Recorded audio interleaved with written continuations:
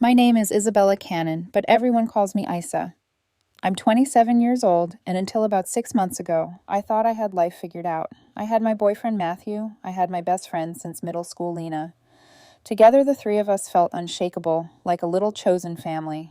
Matthew was steady, warm eyes, a voice that could ground me when the world felt too loud. Lena was the opposite, bright, bold, reckless, the type of woman who could walk into a room and bend it toward her. And me, I was the quiet one, the one who liked evenings in small groups, meaningful talks. Somehow with them, the balance just worked, or at least I thought it did. We spent weekends piled on my couch watching movies until we drifted asleep. Lena would tease Matthew about his predictable taste in films, and he'd fire back that she was secretly sentimental, always crying at the sad parts. I'd sit between them laughing, feeling grateful. At dinners, Lena's wild stories filled the silence. Matthew and I would exchange looks, the kind that said, "She's impossible, but we love her anyway." I remember one night in particular after a friend's wedding. We were drunk, messy, sprawled across my tiny living room.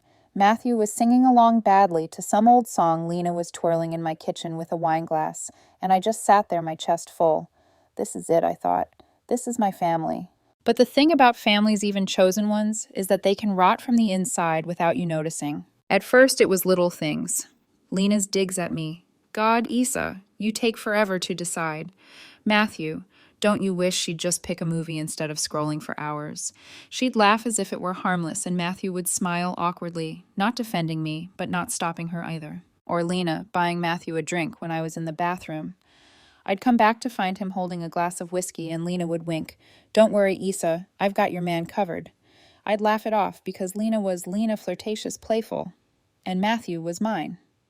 Right? Then Matthew began echoing her, phrases I'd never heard from him before. Why can't you just be more decisive, Isa? Or Lena says, you've got to live a little. She's right, always. Lena says, Lena says, Lena says. At first, I shrugged it off. Best friends rub off on each other. But there were nights when I lay awake, staring at the ceiling, a knot forming in my stomach. Was I losing them both without even realizing it? One evening, I gathered my courage and spoke to Lena at the gym where she spent most of her evenings. Hey, I said, trying to sound casual. Could you maybe ease up on the comments around Matthew? It's starting to feel weird. She froze dumbbell in hand and gave me a smile too sharp to be friendly. Weird, she repeated, almost laughing. Isa, relax. You're paranoid. If you're so insecure, that's your issue, not mine. The way she said it sliced right through me. My best friend, my sister in everything but blood, wasn't even pretending to care. I left the gym that night with a chill crawling up my spine.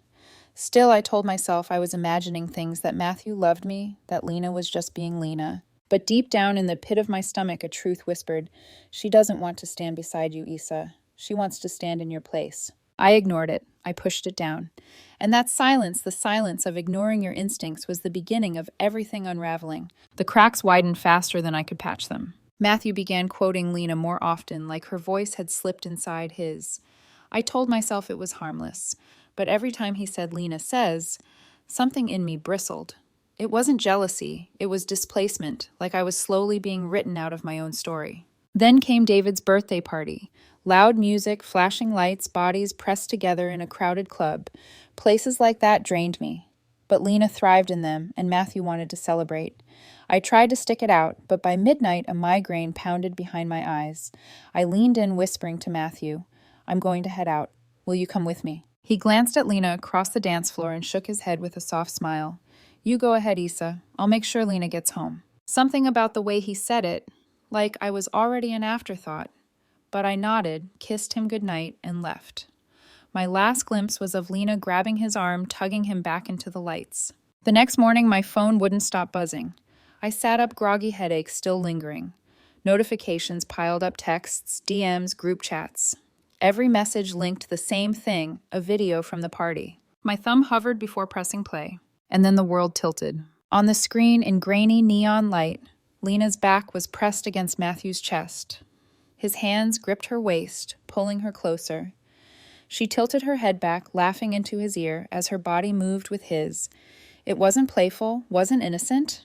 It was hunger brazen and intimate. The music in the video roared, but all I could hear was the deafening thud of my own heartbeat. I replayed it once, twice. a dozen times, each loop carved deeper into me. The girl in that video wasn't my best friend anymore. The man wasn't my boyfriend. They were strangers. I didn't scream. I didn't cry. A strange cold calm took over, as if my body knew that if I broke now, I would never stop breaking. I showered, dressed, drove to Matthew's apartment, our apartment. My hands were steady on the wheel, though my chest felt hollowed out. He was on the couch in sweatpants, scrolling through his phone. When I walked in, he smiled absently. "Hey, Issa." I didn't answer. I held up my phone. The video froze mid-frame, Lena's head tipped back. Matthew's hand digging into her hip. His face drained of color. "Issa, it's not—" "Don't!" My voice came out flat foreign to me. "It was just dancing," he insisted, sitting up straighter. "God, Issa, don't be so dramatic. You left early. You don't understand." Not another word. For a moment, silence stretched between us. He looked at me like he expected me to yell, to cry, to beg. Instead, I walked into the bedroom, pulled out my duffel bag, and began packing. Jeans, shirts, toothbrush, passport, the essentials. Not the frame photos, not the trinkets we collected together. Those belonged to another life. He stood in the doorway, arms crossed, confusion twisting into fear. "That's it. You're just leaving." I zipped the bag, slung it over my shoulder, paused long enough to meet his eyes. "Congratulations," I said softly. "You're free from all the boredom." His mouth opened, then closed. He didn't follow me as I walked past. I didn't slam the door, didn't look back. When I slid into my car, the weight of silence pressed down, but for the first time in months, it was mine. As I drove away, one thought burned steady. Lena hadn't just stolen Matthew. She'd stolen the illusion I'd built around both of them. And maybe she always wanted to. The motel room smelled faintly of bleach and old smoke. A humming air conditioner rattled in the corner, the only sound filling the silence I had carved for myself. I didn't cry. That surprised me. I expected tears, the kind that come in heaving waves. But there was nothing. Just a hollow space inside my chest, as though someone had scooped me out and left the shell behind. I spent the first night staring at the ceiling, replaying the video over and over in my head, not because I missed Matthew or Lena, but because I couldn't understand how I had missed it. How had I let myself trust so blindly? The next morning I acted. Small, deliberate actions, because control was the only thing I had left. I pulled my phone onto the scratchy motel bedspread and opened Matthew's contact. Block. Lena's too. Block. Then Instagram, Facebook, Snapchat. Gone. No vague sad posts, no cryptic quotes, just erasure. They vanished from my digital world as if they'd never existed. When the buzzing started, texts from mutual friends, curious and nosy, I kept my replies short. "Yeah, I'm fine." They chose each other. I chose peace. Then I'd change the subject. "Hey, you watching the game tonight?" Some friends pressed wanting the details. Those ones faded from my life too. The ones who stayed understood silence was my only boundary. Days blurred. I cleaned my car until it gleamed, reorganized my toolbox, signed up for an online certification course I'd put off for years. The gym became my anchor. Where before I went 3 times a week now, I went every day. I liked the discipline, the pain I could control. Muscles burned, sweat poured. But unlike betrayal, this pain built me instead of breaking me. One evening, wiping sweat from my brow, I remembered something that now felt like a warning I had ignored. Junior year of college. Lena and I had worked together on a project for a marketing class. I spent nights drafting slides, refining strategy. When it came time to present, Lena took the lead, my notes in her hand, my words on her lips. She dazzled the room, claimed credit with a grin, and I stood silently beside her, convincing myself it was fine. She was my best friend. We were a team. But standing in that motel room months later, the memory soured. It wasn't fine. It had never been fine. Lena had been rehearsing for this role her whole life, stealing pieces of me until she could step fully into my place. And Matthew, he had been too blind or too willing to notice. I sat on the edge of the motel bed that night, the hum of the air conditioner in my ears, and whispered to myself, "They didn't break me. They broke the version of me that needed them." The strings were cut, and for the first time I was learning to move without them. Weeks passed. Silence became my companion. I worked, studied, lifted, slept. Life settled into a rhythm that was sharp, clean, and mine. But silence has a way of cracking when people insist on filling it. It started with Dave, one of the few friends who hadn't chosen sides. One afternoon, he sent me a screenshot from Lena's Instagram story, a quote in bold letters. "Loyalty is rare. Don't test me." I stared at it for a long moment before replying simply, "Noted." He messaged back, "Weird vibe, huh?" I didn't answer. Weird didn't cover it. It was a mask slipping. A week later, another update came. "Ran into them at the bar," Dave wrote. "She wouldn't let Matthew speak. Cut him off every time he opened his mouth. Honestly." She looked scary. I could almost see it, Lena's hand clamped on his arm, her voice sharp, her smile brittle. It didn't surprise me. Lena had always needed control. Matthew just hadn't realized until now that when she got it, she never let go. The irony was heavy, almost laughable. He had traded my quiet steadiness for her chaos, and now he was drowning in it. But I didn't laugh. I didn't even smile. Instead, I felt a strange distance, like I was watching a play from the back row. Their lives continued on stage. I had already left the theater. Still, pieces of their downfall slipped through the cracks. Stacy, once Lena's closest confidant, called me late at night, her voice hushed. "Isa, have you talked to Matthew lately?" "No," I said flatly. "You should know. Lana's changed. She made him delete all his female friends from social media, even me. She checks his phone constantly. At Sarah's party, she screamed at him for talking to a coworker. He looked small. I've never seen him like that." I stayed quiet. The pause stretched so long I could hear her shift uncomfortably on the line. "Isa, it's bad," she pressed. "He's miserable. I don't think he knows how to get out." Finally, I spoke. He made his choice, and I made mine. "But don't you feel anything, pity, anger?" "No." My tone was calm, almost detached. "It's not my business anymore." She sighed in frustration. "I thought you'd want to know." I thanked her politely before hanging up. My heart rate hadn't even changed. But when I lay down that night, staring at the ceiling, a thought whispered through me like a draft. Lena never wanted Matthew. Not really. She wanted me gone. She wanted to win. And winning for her didn't mean happiness. It meant possession. The cracks in their perfect mask were spreading. Soon it wouldn't just crumble, it would shatter. And for the first time, I wondered if they might try to drag me back into the wreckage when it did. It began with a text from an unknown number. "Isa, it's me. Please don't block this. I'm sorry. I need to talk." I stared at it for a long time before deleting it. My thumb didn't tremble. My pulse didn't quicken. Just delete. Gone. 2 days later, another. "I made a mistake. You were the best thing I ever had. Please, Isa. Just one conversation." Delete, block, silence. But desperation is persistent.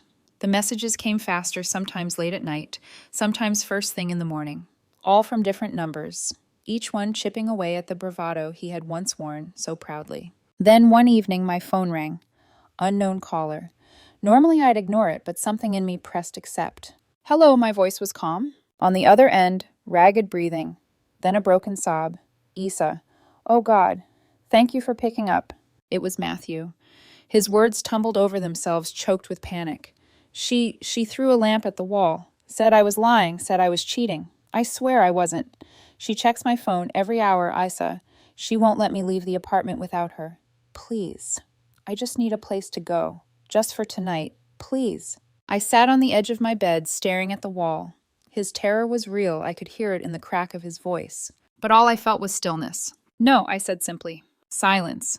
Then a shaky laugh, disbelief, dripping from it. "What Isa? She's dangerous. She's not who I thought." "You chose her," I cut in my voice flat. "You chose fire over peace. Don't call me now because you're burned." His voice sharpened with anger, desperation curdling into rage. "You're cruel, heartless. I thought you were different. You're just bitter because she was better than you." I pulled the phone slightly away from my ear until his shouting dwindled into static. When I pressed it back, I answered evenly. "You're right. She is better at showing you exactly who you are, and now you both deserve each other." He sucked in a breath, a sound between a sob and a growl. "You're cold. Goodbye, Matthew." I ended the call. For a moment, I sat in silence, staring at the dark screen. Then, without hesitation, I blocked the number. The room was still, my heartbeat steady. No tears, no trembling, just peace. For months, I had feared this moment, imagined what I'd say if he ever begged for me back. I thought anger would flood me, or pity would soften me. But instead there was nothing, a hollow kind of freedom. The last thread had snapped, and I realized with startling clarity that my story wasn't tied to theirs anymore. It was mine, entirely mine. Months drifted by, carried on the steady rhythm of a life that finally belonged to me. I didn't hear from Matthew again, not directly, but whispers floated my way. screenshots, stories. Their perfect facade had shattered completely. Friends told me Lena had started policing his every move, that she humiliated him in public, accused him of cheating if he so much as looked at another woman, that he stopped going out, stopped laughing, stopped being anything but her possession. Some called it karma. Some even asked if I felt vindicated. But I didn't. Karma implies satisfaction, a sense of winning. What I felt was quieter, emptier, like watching storm clouds roll over a town you no longer lived in. I didn't need to win, I only needed peace. And peace was loud in its own way. It echoed in the silence of my apartment where no one belittled me for my choices. It rang in the clink of weights at the gym, in the sting of sore muscles I built for myself, not for anyone else. It lingered in the emails confirming new projects, certifications, doors I opened, because I finally stopped waiting for others to hold them for me. One night, months later, I took a long walk through the city. The streets glowed with warm lamplight, the air carrying the faint hum of traffic. I stopped at a quiet bridge and leaned against the railing, watching the water ripple beneath. Once I would have imagined Matthew standing beside me or Lena laughing behind me. Once I would have pictured the life I thought was perfect. But in that moment, alone under the streetlight, I felt something richer, something that no betrayal could take away. Freedom. I closed my eyes and let the night air fill my lungs. The chaos they lived in was no longer mine to carry. I whispered into the dark, not for them, but for myself. Peace was louder than their noise, and it was mine. Then I turned, walked away, and didn't look back.